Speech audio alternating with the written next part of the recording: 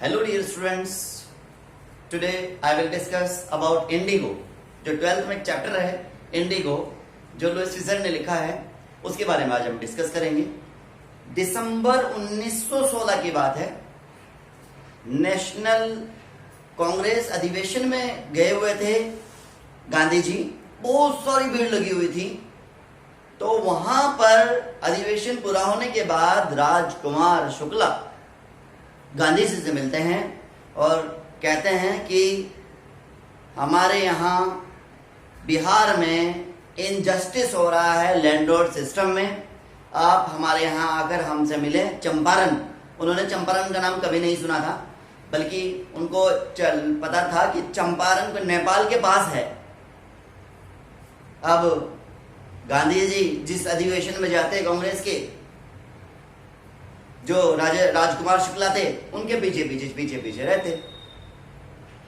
Last में उन्होंने उनका दृढ़ निश्चय देखकर राजकुमार शुक्ला का उनको टाइम दे दिया कि मैं कलकत्ता में मिलूंगा, फिर वहां पर बैठ के बात करेंगे। जैसे ही वो कलकत्ता के अधिवेशन में थे तो महीनों के बाद वो वहीं इंतजार करते रहे। और फिर उसके बाद क्या हुआ कि गांधी जी उसके साथ चलने को तैयार हो गए और उन्होंने पटना के लिए ट्रेन पकड़ी और दोनों चले गए। रास्ते में वे दोनों पहुंचते हैं डॉक्टर राजेंद्र प्रसाद के घर। डॉक्टर राजेंद्र प्रसाद जो प्रेसिडेंट बने हमारे इंडिया के। उसके बाद क्या होता है कि जब प्रेसिडेंट यानी जो राजेंद्र प्रसाद थे वो वहां नहीं थे, वो आउटर थे, बाहर गए हुए थे। जो उनके नौकर ने गांधी जी को और उस किसान को अनटचेबिलिटी के सिस्टम था उस टाइम पर कि अगर अछूत की भावना है कि वो प्रदूषित हो जाएगा, अगर कुएं से पानी लेंगे तो उन्हें पानी भी पीने नहीं दिया। उसके बाद वो मुजफ्फरपुर पहुंचे, वहां पर डॉक्टर मलकानी के यहाँ जो गवर्नमेंट टीचर थे तो उनके यहाँ पर रहे। जबकि उस टाइम पर इतना डर था कि किसी भी गैर आदमी को अपने घर पर ठहराना बड़ी बड़ी बात होती थी, बड़े डर की बात होती थी। अंग्रेजों के सामने ये बिल्कुल इसके खिलाफ था। लेकिन मलकानी ने 2 रात उनको वहां पर स्टे कराया। क्या हुआ कि मुजफ्फरपुर के किसान और चंपारण किसान उनको देखने के लिए आए कि कौन मसीहा आया है, कौन आया है, कहां से आया है, तो उनसे मिलने के लिए आए। अब क्या हुआ कि ये इन्होंने क्या काम किया कि उससे पूछा कि क्या बात चल रही थी। कि उस टाइम पर जो बात थी वो थी कि 15% पर नील की खेती होगी। वहां पर क्या था, चंपारण में नील की खेती प्रमुख खेती थी। तो 15% पर जो जमींदार हैं, अंग्रेज लोग हैं, ये उनके रिजर्व थी कि उनको देना होगा। लेकिन जब उन्हें पता चल गया इस बात का कि जर्मनी ने सिंथेटिक नील बना लिया और अब जो है 15% का मुआवजा ये जो पीजेंट लोग हैं, ये जो किसान काश्तकार लोग हैं, ये हमें दिया करेंगे। तो जो अनपढ़ लोग थे उन्होंने तो सिग्नेचर कर दिए। लेकिन जो वैसे लोग थे, थोड़े से पढ़े लिखे थे, तो उन्होंने क्या काम किया, उन्होंने एडवोकेट कर लिए और एडवोकेट करने के बाद कोर्ट में दाखिल करने की अपनी अर्जी सोच ली। इसी बीच गांधी जी आ गए। अब चंपारण में ऐसा सिस्टम चल रहा था। अब गांधी जी जाकर सबसे पहले सेक्रेटरी से मिलते हैं। अब सेक्रेटरी ने कह दिया, अरे हम किसी आउटर को कोई इंफॉर्मेशन देना नहीं चाहते, हम किसी भी आउटर को कोई इंफॉर्मेशन देना नहीं चाहते, आप जाइएगा। मना कर दिया। उन्होंने कहा मैं आउटर थोड़े ना हूं। लेकिन फिर उसके बाद वो सेक्रेटरी, फिर दूसरे एक अधिकारी से मिले। फिर उन्होंने भी ये बात कह दी कि आप यहां से एट वंस चले जाइए, छोड़ दीजिए अभी एकदम इस स्थान को। अब वो वहां से चले तो मना कर दिया उन्होंने छोड़ने के लिए, लेकिन वो मोतिहारी चले गए। मोतिहारी चंपारण की कैपिटल पड़ती है, राजधानी है। वो वहां पर पहुंच गए। जब वो वहां पहुंच गए तो वहां पर मिलने के लिए उनसे बहुत सारे लोग आए कि हमारा मसीहा कौन मसीहा है।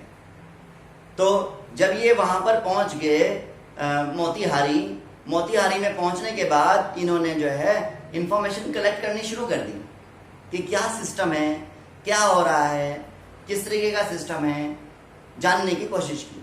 अब मुजफ्फरपुर के किसान इनके पास में आए और एडवोकेट आए और इन्हें आकर इन्हें आकर बताई सारी बातें। इन्होंने बहुत धमकाया उनको, वकीलों को, कि तुम इतनी भारी फीस ले रहे हैं इनसे, कोई फायदा नहीं है। इन्हें तो सबसे पहले फ्री करो फ्रॉम द फियर। सबसे पहले डर से मुक्ति चाहिए इनको। अगर इन्हें डर से मुक्ति हुई तो बस सब कुछ ठीक हो जाएगा। और तुम क्या कर रहे हो, उन्हीं की कोर्ट में तो कर रहे हो मुकदमे, इनको हटा दीजिएगा और आपको इनको सबसे पहले फ्री कराइए फ्रॉम द फियर।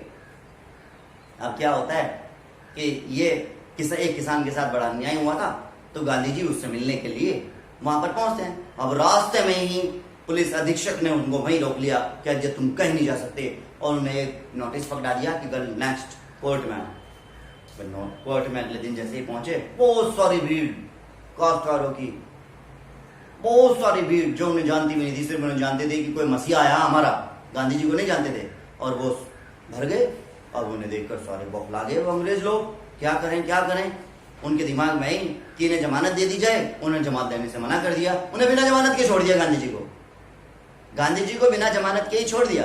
अब छोड़ने के बाद क्या होता है, जब वो वहां चले गए तो वहां पर क्या हुआ, डॉक्टर राजेंद्र प्रसाद, ब्रिज किशोर बाबू, मौलाना मजरूल हक, ये सब आए और आकर इन्होंने कहा कि अब क्या करेंगे अगर आप जेल चले गए तो उन्होंने कहा कि आप, उन्होंने समझौता किया आपस में। समझौता करने के बाद तय ये हुआ कि जेल यात्रा करेंगे।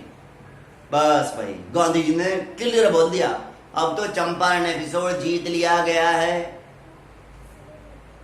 अब जब उन्होंने घोषणा कर दी कि भाई चंपारण एपिसोड जीत लिया गया है, अब जो किसान थे वहां वो सारे के सारे बौखला रहे थे उस चीज में। अब कुछ महीने के बाद क्या होता है, गांधी जी के पास जो लेफ्टिनेंट गवर्नर थे वो उन्होंने आपस में सलाह की कि एक मसीहा मात्र है इनका गांधी। अब गांधी जी के पास आकर उन्होंने कहा कि आप क्या चाहते हो। उन्होंने कहा भाई मेरे दिमाग में तो ये चीज है कि इन्हें 50% मनी इनको वापस कर दी जाए। अब उन्होंने 50% देने से मना कर दिया। उन्होंने कहा 25% दे सकते हैं। अब गांधी जी एकदम तुरंत एकदम सहमत हो गए इस बात से कि 25%, बट ठीक है। अब 25% पर किसानों ने नाराजगी भी जाहिर की। 25% उन्होंने कहा अरे भाई आज तुम आजाद हो गए, आज फ्री हो गए फ्रॉम द फियर, जो तुम्हारे अंदर डर था। 25% पर राजी हो गए और अंग्रेज लोग वहां से चले गए। और जब अंग्रेज लोग वहां से चले गए तो वहां क्या था, वहां की सामाजिक सांस्कृतिक दशा बहुत खराब थी। अब उन्होंने क्या किया, अपने शिष्य जो उनके स्टूडेंट्स थे उनकी पत्नी आ गई उनकी हेल्प करने के लिए, और साथ ही साथ कस्तूरबा भाई जो उनकी पत्नी थी और उनकी एक बेटा देवदास आ गया उनकी मदद के लिए। और फिर क्या हुआ है कि उन्होंने स्कूल खोले वहाँ पर। जो एक डॉक्टर आया, डॉक्टर के पास में 3 दवाई होती थी। कैस्टर ऑयल होता था, क्विनोन होती थी, तीसरी उनके पास में होती थी सल्फर का मरहम। तो हुआ क्या, जब उनको किसी को मतलब जब किसी को क्या होता था, कोई जीव वगैरह में परेशानी हो जाती थी तो उन्हें कैस्टर ऑयल दे दिया जाता था। अगर बुखार वगैरह होता था तो क्विनोन की गोली दे दी जाती थी। और अगर फोड़े फुंसी वगैरह कुछ ऐसी चीज हो जाती थी तो क्या करते थे, तो वो उसको सल्फर का मरहम देकर उसके साथ कैस्टर ऑयल दे दिया जाता था। और उसको ये यहाँ तक सीमित था, चल रहा था। फिर क्या हो गया, अंत में यहाँ पर चार्ल्स एंड्रूज,